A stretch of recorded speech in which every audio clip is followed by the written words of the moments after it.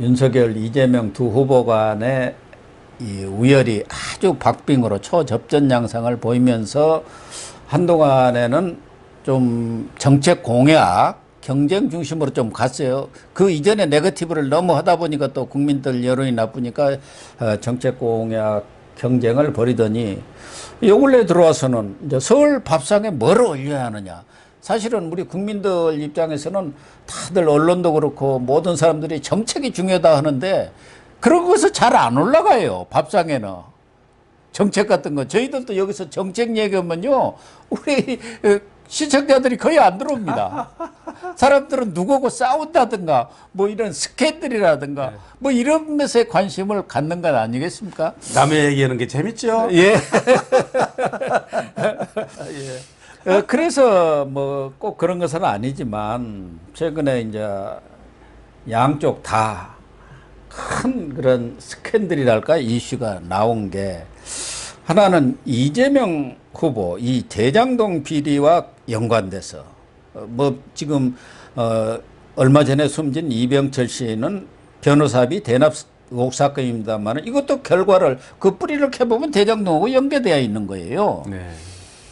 그러면서 지금 유한기 씨, 김문기 씨에 이어서 잇따라 이렇게 이재명 후보와 관련된 인사들이 의문사를 하면서 야 이게 무슨 사회다, 그렇죠. 으시시하다, 이게 도대체 뭐냐 이런 얘기가 나오고 있지 않습니까? 등골이 싸늘한 그러니까요. 상황이죠. 아마 이재명 후보와 직간접으로 관계가 돼 있는 사람들은 굉장히 겁신할 거예요, 살아가기가. 그래서 그 김사랑 씨라든가 대장동 그거 해갖고 병원에 강제 입원까지 된 분들도 저한테도 보내는 SNS 그 캡처를 보니까 다음은 난가? 이렇게 써가지고 보내고 그랬더라고요. 그리고 김진태 의원 지금 전 의원 있지 않습니까? 저 국민의힘의 그 대장동 타스크 팀의 팀장 아닙니까? 이거 무서워서 뭐 일해먹겠나. 검사 출신의 전직 재선 의원도 이런 얘기를 하고 있지 않습니까? 그렇죠. 참 무서운 세상이 돼버렸어요. 그렇습니다. 이게 어떻게 해야 될지. 뭐 어떻든 정권이 바뀌면은 그 사인을 한번 좀 자세하게 조사를 해볼 필요가 살펴볼 필요가 있다고 생각합니다. 그거는 정말로 이게 무서운 세상입니다. 뭐 우리가 뭐 인생을 좀 꽤 오래 살았지만 이런 정도는 없었어요, 그동안에. 예? 그러니까 지금 그 이병철 씨 얼마 전에 이렇게 숨진 그분에 대해서 이제 국가수 부검 결과는 대동맥 파열이라고 나왔는데 그 이전에 뭐 그분이 그렇게 병치레라든가 그런 또 병원 처방을 받은 것이 없었다고 본다면은 이 사건에 개입이 되면서 엄청난 스트레스를 좀 받았다고 보잖아요. 우리들도 뭐 그냥 그렇게 스트레스 받고 하면 혈압도 오르고 가슴도 벌렁벌렁하고 잠도 못 자고 그러지 않습니까? 그런 것들이 이제 과거에 좀 좋지 않은 부분들이 확 발현이 되지 않습니까? 병이라는 게 상황이 나빠질 때 이것도 결국은 압박, 협박 이런 것들이 많이 받은 결과가 아닌가 하는 생각. 그러니까 민주당도 고소해. 뭐 이재명도 역고소 다 했지 않습니까?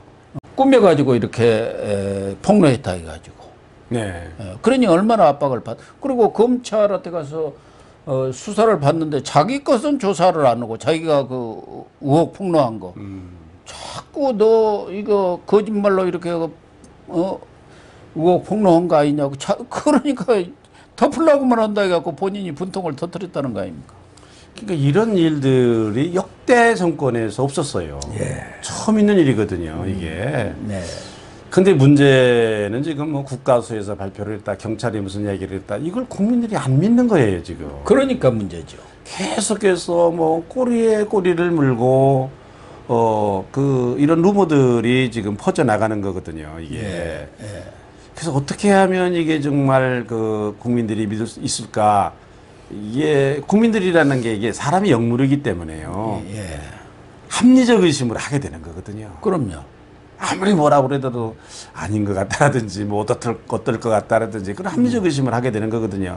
이 의문을 이게 어떻게 고칠 수 있을까? 저는 그런 것 때문에도 이게 지금 뭐 공자님 말씀하고 나라를 다스리는 데 있어서 가장 중요한 게 신의다. 예. 군사력보다도 식량보다도 이 믿음이 중요하다. 이런 말씀을 하셨다는 얘기를 저들이 들었는데 무신분립 아닙니까? 예. 그래서 그러니까 사실은 이게 정권 교체를 해야 될 이유 중에 하나가 그거예요.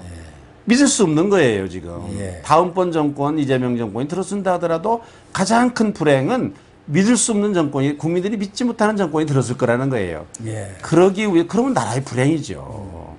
그러기 위해서 정권 교체를 해야 된다. 지금 그러는 거고요. 아, 이게 사실은 뭐, 그, 대장동, 그, 이재명 후보, 직간과 직간접 쪽으로 관계 있는 분들이 저렇게 세상을 떠나는 죽는 모습, 이거는, 루머도 아니고, 네거티브도 아니고, 팩트, 사실 아닙니까? 팩트 아닙니까? 아니 어떻게 사람 한두 달 사이에 네. 세 사람이 죽어버리냐 그러니까 사람이 이거예요. 죽었다라는 그것도 그 사람들이 다 이재명 후보와 직간접적으로 관계가 있고 그 사람들이 입을 열면은 이재명 후보의 상당한 불리한 그런 일이 일어날 거라는 것이 짐작이 되는 사람들이 그런 일을 당하는 거 아니에요 지금. 그러니까 이거는 무슨 여기에 덧붙여서 전파되는 여러 가지 추측 이런 얘기는 사실은 뭐 추측하는 사람이 잘못된 게 아니라 루머가 잘못된 게 아니라 그런 루머가 생길 수밖에 없도록 지금 만들어내는 나는 뭐 경찰이라든지 뭐 이재명 후보 측이라든지 나는 여기에 문제가 있다고 생각해요. 검찰이요. 예, 검찰이든지. 예. 그러니까 뭐 국민의힘이나 또 안철수 후보 측도 이거 간접 살인 아니냐, 간접 살인. 그렇게 말할 만하지요. 안철수 후보도 살인 멸구다. 사람을 죽여갖고 입을 딱 봉해버리는 거예요. 이거 결정적인 증인들 아닙니까? 그런 사람들이 딱 입이 죽어버리면 끝 아닙니까? 뭐 수사도 공소권 없음 해갖고 끝나버리고. 그러니까 무서운 거죠. 그렇죠. 사법정의가 서지 않으면은 사법정의라는 게 검찰만이 아니라 뭐 경찰 그리고 재판부까지. 예. 이게 우리 사회의 가장 큰 불행이고 문재인 정부의 가장 큰 실패가 저는 이거라고 실적이 이거라고 생각해요. 마지막 보루인 국민들이 기대할 수 있고 믿을 수 있는 마지막 보루인 이 사법부가 무너졌다는 거예요. 이게 검찰, 경찰, 재판, 심지어는 재판부까지 국민들이 신임을 안 하거든요. 신뢰를 안 하거든요. 이게 문제다. 이 사정 기관인 두 축이 어떻게 보면은 청와대 뭐 민정도 있습니다만 검찰 지금 같으면 또 공수처 이런데 검찰은 완전히 신뢰가 떨어진 데다가 이 아마추어 공수처는 무차별적인 지금 통신 조회를 하고 있어요. 글쎄요. 이게 말이 안 되는 통신 조회를 지금 하고 있지 않습니까? 그렇습니다. 도대체 우리 국민들이 이제 전화도 어디다 제대로 못 오게 생겼어요. 아무 관계 없고 정부한테 좀 비판적인 얘기한 사람 통신 조회 갖고 이거 다 들여다보고 앉아 있는 거야. 가족까지. 하다못해 언론사 그 편집에는 관여를 안 했는데 편집 그 논의하는 그 단톡방까지 들어가서 무슨 얘기를 하고 뭘 톱으로 그런 것까지 다 보고 있더라는 거예요. 그러니까요. 그래 이게 무서운 사회. 무서운 세상이 됐습니다. 예, 빅브라더 세상이 되고 그렇습니다. 그래갖고 저쪽에서 또 집권을 하면은 이제는 그냥 꼼짝 말아요. 꼼짝 말아. 그게 그런 것들이 꼭 정권 교체를 해야 된다는 당위성을 우리에게 말해주는 거예요. 예. 아, 그런 거 안 하고서 좀 웬만 하면야 뭘 그렇게 뭐 정권 교체에 뭐 그렇게 목이 터지다 부르짖겠습니까? 이런 것들이 꼭 정권 교체를 해야 될 이유예요. 네. 뭐 이재명 측에는 이런 참 이것은 팩트로 사실로 있는 이런 사건들이 벌어져서 국민들의 정말 입을 딱 벌어지게 하는 국민들을 정말 충격 속으로 몰아넣고 있는데요. 윤석열 쪽에서는 지금 느닷없는 김건희 씨, 그러니까 윤석열 후보 부인 김건희 씨 7시간 논란이 지금 벌어지고 있습니다. 네.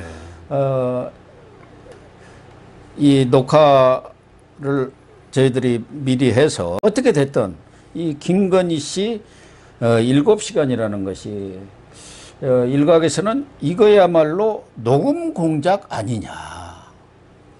6개월간에 걸쳐서 김건희 씨와 서울의 소리라는 유튜브 방송 아마 이 친문 또 진보 쪽 그런 유튜브 방송인 모양인데 거기 이모 기자가 뭐 53회에 걸쳐서 이렇게 전화를 했다는 거예요. 시간 자체도 뭐 7시간이 좀 넘는 그런 통화 내용인데 이것을 지금 MBC에 줘가지고 MBC가 이걸 방영을 그런데 이 부분도 어떻게 보면은 뭐 순수하게 유튜브 방송에 있는 뭐 유튜브는 지금 언론으로 취급 안 해서 기자라고 할 수도 없습니다. 언론 기능을 지금 하고는 있지만 법상으로 보면은 언론으로 이렇게 편입이 되어 있지는 않습니다.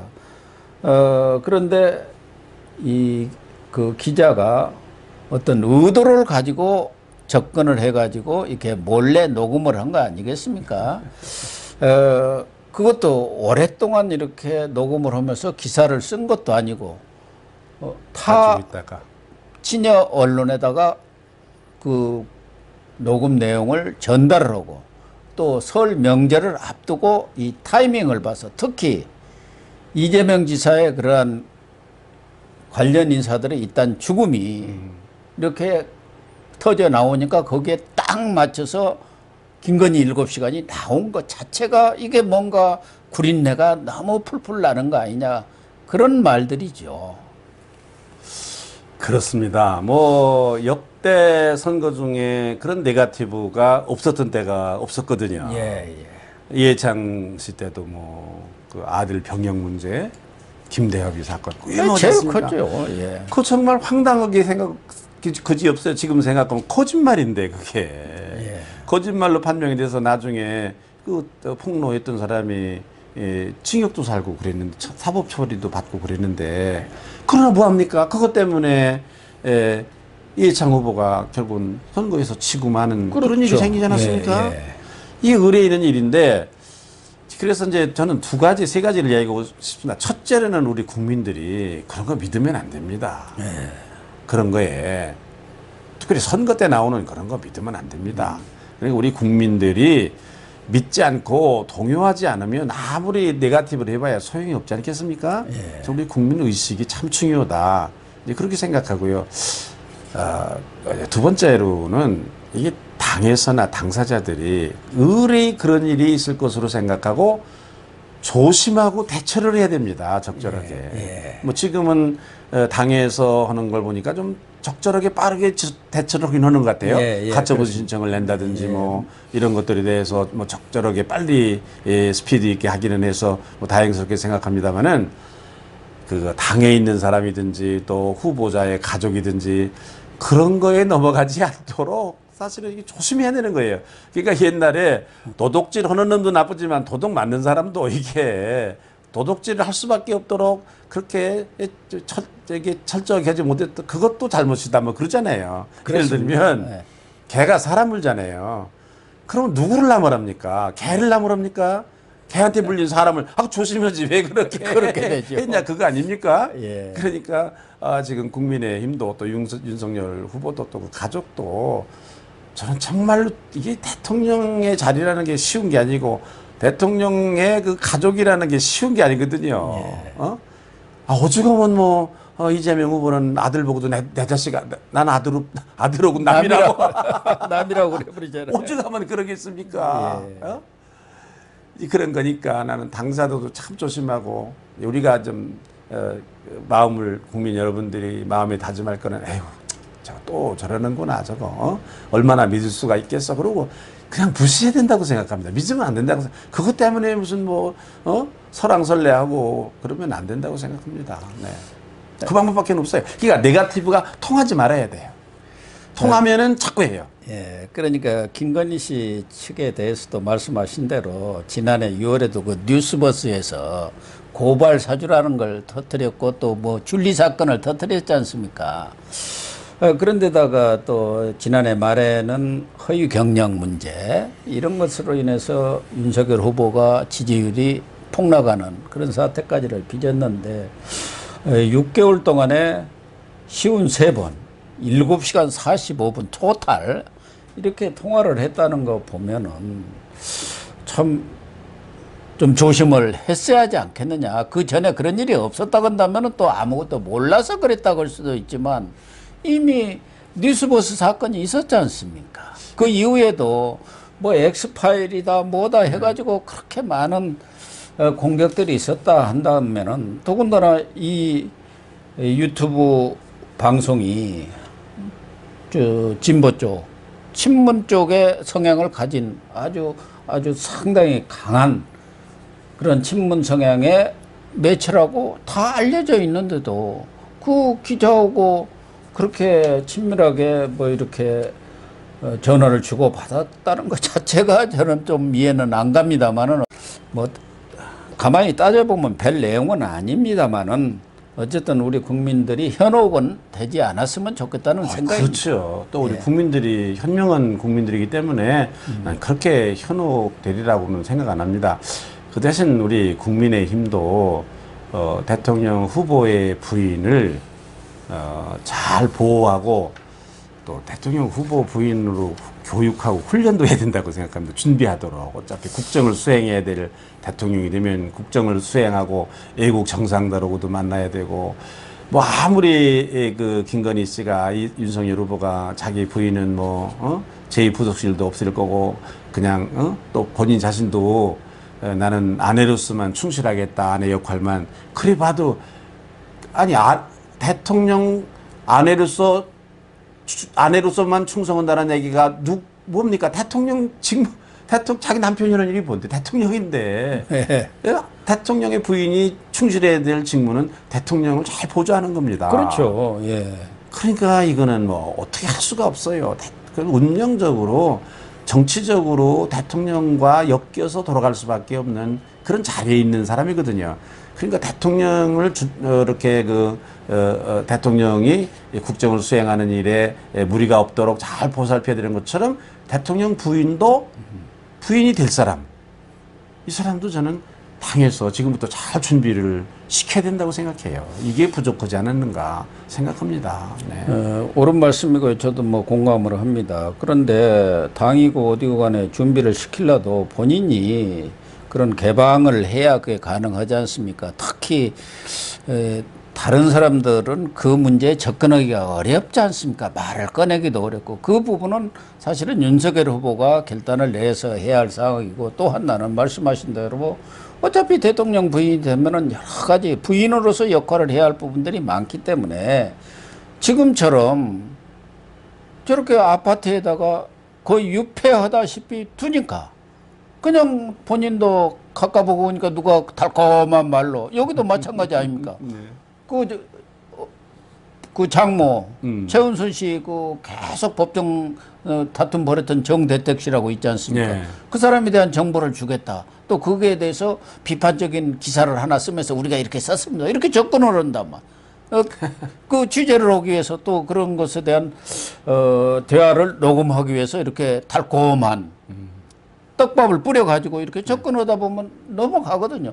그러니까 거기에 따른 보좌팀도 두고 그렇습니다. 그런 전화가 올 때는 공보라든가 그런 데서 걸러가지고 이렇게 연결이 돼야 하는데 그러고 직방으로 하다 보니까 그렇게 넘어가는 건데 어차피 대선전도 있으면은 그러면 선거 다 끝날 때까지 한 번도 안 나올 겁니까? 그러니까 박영선 전 중소벤처기업 장관 같은 거 그 사람 내가 잘 아는데 앞으로 선거전에 못 나올 거야. 뭐 이렇게 지금 폄하하고 있지 않습니까? 이 문제도 결정을 해야 합니다.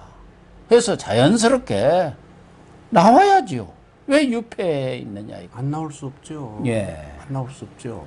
잘 나와야죠. 그러 나오는데 잘 나와야 됩니다. 그러니까요. 그런 부분에 대해서 충분히 연구해야죠. 준비가 당에서 준비해야죠. 되고 네. 연습도 하고 여러 가지 준비할 것들이 한두 가지가 아닙니다. 민주당에는 현역 국회의원을 후보 무슨 부인실장? 부인실장하고 강동구청장인가도 두 번인가 한 사람입니다. 현역 국회의원 아니에요? 예, 현역 국회의원이죠. 당 대변인도 했죠. 당 대변인을 한 사람이에요. 어쨌든 지금 이 7시간 사건을 보면은 물론 그 유튜브 언론에서 자체적으로 취재를 했다고 이렇게 믿을 수밖에 없지만 이 돌아가는 전체적인 상황을 보면은 노공 공작이랄까 기획한 뭐 정치 기획 공작 아닌가 하는 합리적인 의심을 할 수밖에 없는 그런 상황 아닙니까? 그래서 제가 이제 한나라당 윤리위원장을 하지 않았습니까? 예. 그때 이제 박근혜 대통령, 박근혜 후보, 이명박 후보가 둘이 이제 다투는데 이제 경선을 하는데 그 전에 이제 이해창 그 후보 때 아들 문제 때문에 우리가 대선에 지지 않았습니까? 예. 야당이 됐는데 제가 보니까 아무래도 안 되겠더라고요. 이게 어떤 사건이 선거를 임박해서 탁 터지면 수습할 길도 없이 그렇죠. 그냥 넘어가겠더라고요. 예. 그때는 그렇죠. 우리가 또 야당이니까. 예, 예.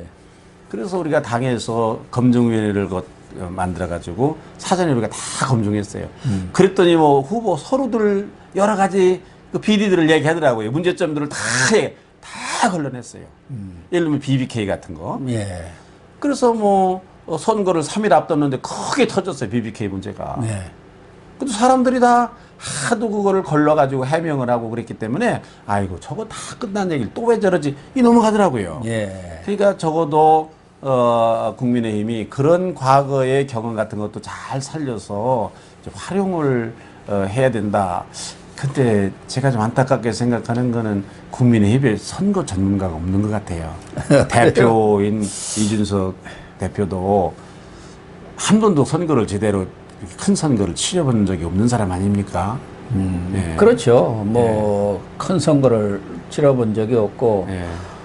지금 사무총장으로 내정된 분은 권영세 씨 상황실장 했죠. 옛날에 박근혜 뭐 대통령 또 때. MB 때도 또 한 것 같아요. MB 때는 그래서 안 했고요. 저 상황실장을 했는데 이제 늦었어요. 그 전에 권성동 씨가 그 사무총장을 했는데 이제 그분은 선거 경험이 없는 분이 물론 국회의원 뭐 3선인가 4선인가 삼선이죠. 삼선. 그렇게 하기는 예, 그러나 했지만은 큰 선거를 치러본 게 없죠. 그럼요. 국회의원 선거하고 또 전국 선거하고 또 다르거든요.